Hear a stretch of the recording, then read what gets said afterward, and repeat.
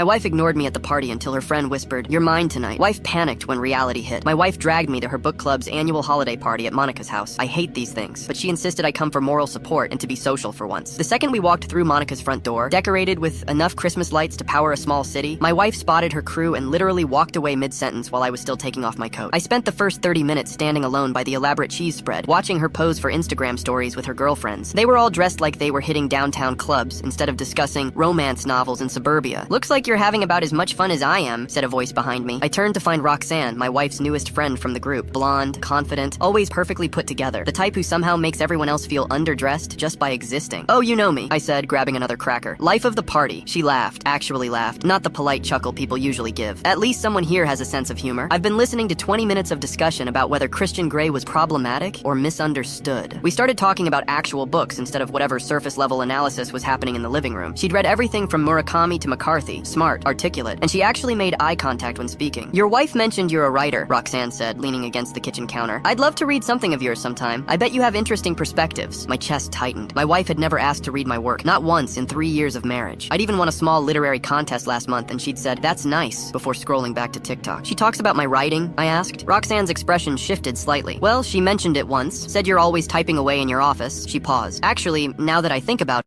Click the link in my profile to watch the exciting follow-up.